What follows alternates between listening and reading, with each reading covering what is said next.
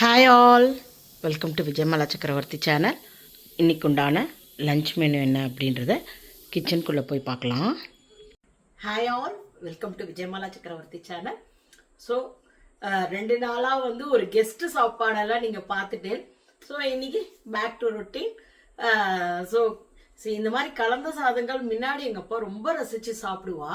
ஆனால் இப்போவெல்லாம் பார்த்தேன்னாக்கா அவருக்கு அந்த முழுங்குறதே ரொம்ப கஷ்டமாக இருக்கிறதுனால புலாவெல்லாம் கொஞ்சம் கஷ்டப்பட்டு தான் சாப்பிட்டா. மிக்சியில் அரைச்சி கொடுத்தா கன்றாவியாக இருக்கும் டேஸ்ட்டு. ஸோ அதனால திருப்பியும் லிக்விட் ஐட்டங்கள்லேயே நம்ம திருப்பி பண்ண ஆரம்பிச்சிடலாம். ஸோ இன்னைக்கெல்லாம் எந்த கெஸ்ட்டும் கிடையாது, நம்ம ஆத்துல நானும் அப்பாவும் மட்டும்தான். ஸோ இன்னைக்கு உண்டான தலிகைக்குள்ளே போகலாம். உங்கள் எல்லாருக்குமே வீடியோ பிடிச்சிருந்தா தயவுசெய்து வீடியோவை லைக் பண்ணிட்டு பாருங்க. காரணமே தெரியல வீடியோ போகாததுக்கு. நான் சொன்ன மாதிரி கொஞ்ச நாள் எங்கள் மாமியாரோடது டைமில் பிரேக் எடுத்தது தான் காரணமா என்னன்னு எனக்கு தெரியல. ஐபிஎல்லா காரணம் தெரியல, சம்மர் வெக்கேஷனா காரணம் தெரியல. ஸோ ப்ளீஸ் தயவுசெய்து எல்லாரும் லைக் பண்ணிட்டு பாருங்க. வாங்கோ வீடியோக்குள்ளே போகலாம். ஸோ இன்றைக்கி ரொம்ப ஒன்றுமே இல்லாத ஒரு சிம்பிள் தலிகை தான். ஸோ ரொம்ப அப்பா படுத்துறா. எங்கள் ஆத்துக்கார் ஊருக்கு போனதுக்கு அப்புறத்துலேருந்து ஒரு நிமிஷம் கூட என்னால் அங்கேருந்து நகரவே முடியல. அதனால் அண்ட் ஆல்சோ படுக்கையை விட்டு எழுந்துக்க மாட்டேங்கிறா. ஸோ எல்லாம் காஃபிலேருந்து எல்லாம் பெட்லேயே கொடுக்கணும்னு எதிர்பார்க்கறதுனால இப்போ இந்த புலாவ் அன்றைக்கெலாம் ரொம்ப கஷ்டப்பட்டு போயிட்டேன்.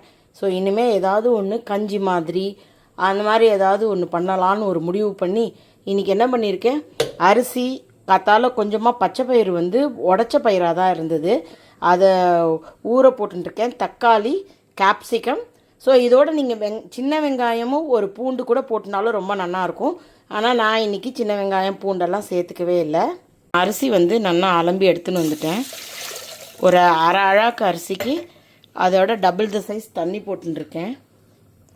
அதுக்கப்புறமா பச்சை பயிருமே நல்லா அலம்பின்ட்டேன். இதில் உடச்சதுன்றதுனால நிறைய தோல் வெளியில் வந்துடுத்து. முழு பருப்பாக இருந்தால் ரொம்ப நல்லது. தோலோடு சாப்பிட்டா இந்த கான்ஸ்டிபேஷன் மாதிரியான பிரச்சனைகளுக்கெலாம் ரொம்ப நல்லாயிருக்கும். ஸோ அப்புறமா ஒரே ஒரு கேப்சிகமாக பொடியாக கட் பண்ணிட்டுருக்கேன். தக்காளி ஒரே ஒரு தக்காளி, அதுக்கப்புறம் 2 பச்சை மிளகா. எதுக்கு அப்படின்னாக்கா, இப்போ நான் தனியாக காய் பண்ணேன்னா பிசைஞ்சு ஊட்டுறச்சா ரொம்ப கஷ்டமாக இருக்குது.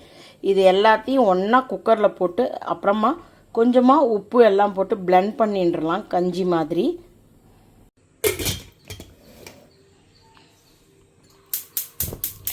இது நல்லா ஒரு 5-6 சவுண்டு விட்டுக்கலாம். ஸோ தட் நல்லா குழஞ்சணும். அதுக்கப்புறமா பச்சை மிளகாயை வெளியில் எடுத்துகிட்டு பிளெண்டரில் போட்டுடலாம்.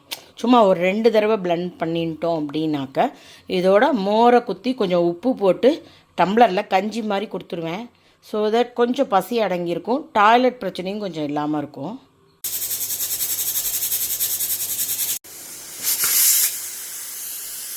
நான் இதில் காயை கட் பண்ணிக்கிறேன். ஆன்லைன்லலாம் போட்டால் பாருங்களேன் எவ்வளோ பழுத்து போய் வந்திருக்கு. நம்மலாம் கடையில் போய் டெய்லி வாங்கி ஃப்ரெஷ்ஷாக சாப்பிட்ற ஒரு ஆளுக்கெலாம் இதெல்லாம் சரிப்படாது. என்னமோ அவசரத்துக்கு பாவம் எங்கள் ஆத்துக்கார் எல்லாத்தையும் ஆன்லைனில் ஆர்டர் பண்ணி கொடுக்குறார். ஸோ இதை நான் இப்போ பொடியாக கட் பண்ணிக்கிறேன் தொட்டுக்கிறதுக்கு. ஸோ நான் இப்போ அடுத்தாப்பில் வாழைக்காயை பொடியாக நறுக்கின்றிருக்கேன். ஜஸ்ட்டு வதக்கல் தான் பண்ண போகிறேன். ஸோ எண்ணெய் வச்சுட்டுருக்கேன். வெறுமை தாளிக்கிறதுக்கு கடுகு, உளுத்தம்பருப்பு, அதுக்கப்புறமா வத்த மிளகா, மஞ்சப்பொடி, பெருங்காயம், கட் பண்ணி வச்ச வாழைக்காய், உப்பு இருக்குது. ஸோ இப்போ நான் கடுகு, உளுத்தம்பருப்பை போட்டுக்கிறேன்.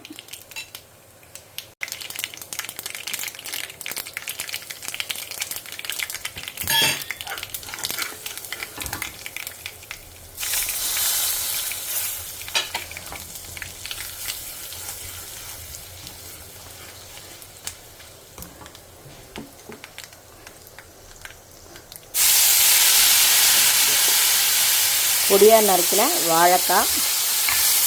பொதுவாக ஒரு வாழைக்காய் பண்ணக்கூடாதுன்னுவா, அதனால் ஒரு வாழைக்காயை கட் பண்ணிவிட்டு இன்னொரு வாழைக்காயில் கொஞ்சமாக கட் பண்ணி எடுத்துட்டுருக்கேன்.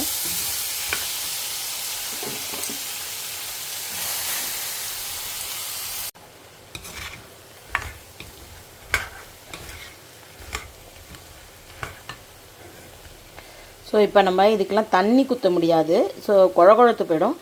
இதுக்குண்டான உப்பையும் போட்டுட்டேன். தேவைப்பட்டால் கொஞ்சம் எண்ணெய் குத்திக்கலாம்.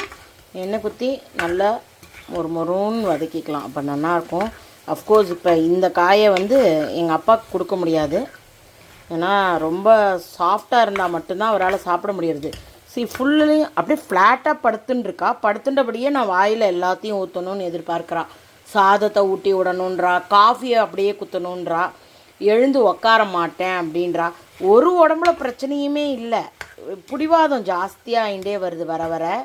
நான் எழுந்திருக்க மாட்டேன், நீ படுத்துட்ட படுக்கையிலேயே நீ எனக்கு வந்து காஃபியை குத்தி நிற்காத்தால காஃபியை குத்துற சூடாக இருக்குது. நான் சொன்னேன், காஃபி என்ன சில்லுன்னா கொடுக்க முடியும், கோல்ட் காஃபி கொடுக்கட்டுமா உனக்கு அப்படின்னேன். இல்லை காஃபி சூடாக தான் வேணும். அப்போ எழுந்து உக்காரேன், நீ ஏன் எழுந்துக்க மாட்டேங்கிற? எழுந்து உக்காருன்னா நான் தூக்கி உட்கார வைக்கணும், தூக்கி நிற்க வைக்கணும்.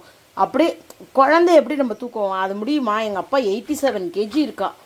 என்னால் சிங்கிள் லேடியாக அது மாதிரி பண்ண முடியுமா? அப்படி எதிர்பார்த்தா எப்படி முடியும் சொல்லுங்கள் பார்க்கலாம். எனக்குவே கொஞ்சம் கொஞ்சமாக பொறுமை போயிட்டே இருக்குது.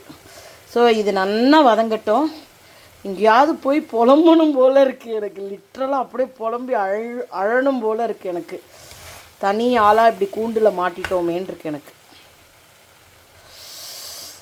ஸோ இது நல்லா வதங்கட்டும். நல்லா வதங்கிடுத்தோம். ஆனால் மொறுன்னு வதங்கலை. காரணம் என்னென்னா, சொன்னேன் இல்லையா ஆரம்பிக்கச்சே, வாழைக்காய் வந்து காயாக இல்லை, கொஞ்சம் கலர் மாதிரி இருந்தது, கொஞ்சம் சாஃப்டன் ஆகிருந்தது. ஸோ அதனாலேயே அந்த ஒரு சின்ன ஒரு குழகுழப்பு சாஃப்டன் ஆகிருக்கு. பட் இது எங்கள் அப்பாவுக்கு சூப்பராக இருக்கும் சாப்பிட்றதுக்கு, ஒரு பிரச்சனையும் இல்லை. மசிச்சு கொடுத்துருவேன். ஸோ நான் வேணும்னா இன்னும் கொஞ்சம் மைக்ரோவேவில் வச்சு ஹீட் பண்ணிக்கலாம், கொஞ்சம் ட்ரை பண்ணிக்கலாம். நான் இப்போ அடுப்பை ஆஃப் பண்ணிவிட்டு இதை மைக்ரோவேவ் பவுலுக்கு ட்ரான்ஸ்ஃபர் பண்ணிக்கிறேன். ஸோ அப்பாவுக்கு சாஃப்டாகவே எடுத்து வச்சுட்டேன். நான் வந்து மைக்ரோவேவில் ஒரு 4-5 நிமிஷம் வச்சுட்டேன். நல்லா ஒரு மாதிரி அந்த குழகுழப்பெல்லாம் போயிடுத்து.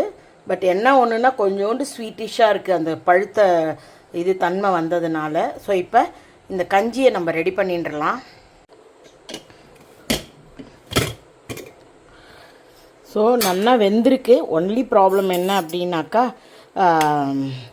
சாதம் பழைய அரிசின்றதுனால அத்தனை ஜலமும் உறிஞ்சி சாதம் உதுராக வந்த மாதிரி இருக்குது. ஒன்றும் பிரச்சனை இல்லை. இதை நான் நல்லா கிளறிட்டு இதில் வந்து ஒரு 2-3 கரண்டி போட்டு மோர் உப்பு போட்டு பிளெண்டரில் பீட் பண்ணுறேன்.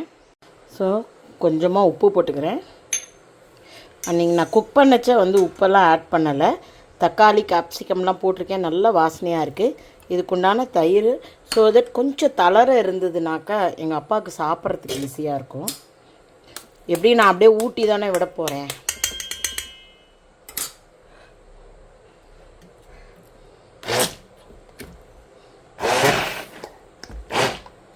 நல்ல பேபி ஃபுட்டு மாதிரி நல்லா பிளெண்ட் பண்ணிட்டோம் அப்படின்னாக்கா அவருக்கு சாப்பிட்றதுக்கு கொஞ்சம் கன்வீனியன்ட்டாக இருக்கும். நான் எனக்கு இப்படியெல்லாம் பண்ணிக்க மாட்டேன்.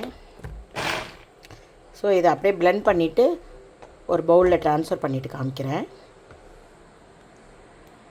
ஸோ கொஞ்சம் எடுத்துட்டுருக்கேன். கொஞ்சம் இப்போ மணி 11 o'clock ஆகுது. ஸோ இப்போ ஒரு தடவை கொடுத்தா ஒரு 3:30 மணிக்கு இதை இன்னும் கொஞ்சம் கொடுத்துக்கலாம். அப்போ கொஞ்சம் பசி அடங்கியிருக்கும்.